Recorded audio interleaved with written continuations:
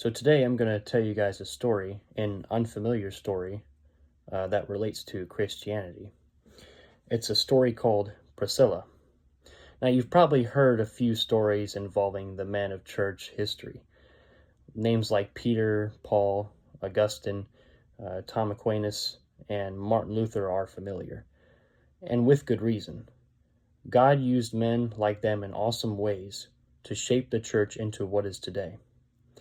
Ask someone to name a few influential women in church history, though, and those answers might not come so quickly, you might be able to name drop Joan of Arc, but even that might be a stretch.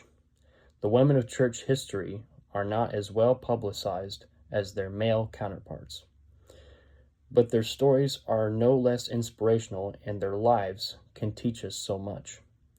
By examining how God worked through their various gifts,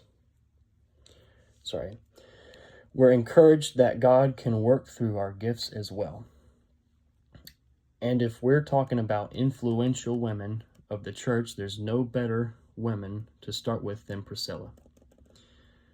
Priscilla and her husband, Aquila, were two of the first Christian missionaries in the field, working together as tent makers. They befriended the Apostle Paul and gave him a place to stay.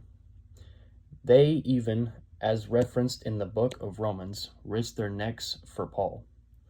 But the most striking story involving Priscilla and her husband happened when the couple was in the ancient city of Ephesus. There they encountered Apollos, an educated man with a great passion for God, who was preaching in the synagogue. But his knowledge of baptism was lacking. So Priscilla and Aquila invited Apollos to their home and explained the whole gospel to him. And Apollos went on to become one of the most important evangelists of the early church. What can we, as 21st century Christians, take away from this century example?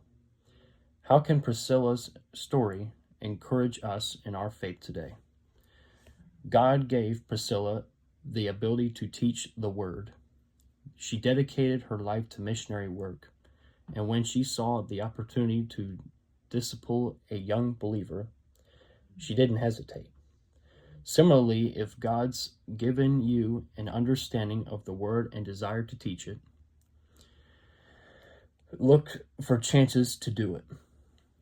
You could lead a small group, answer the questions friends or family might have about religion, or pursue missionary work of your own.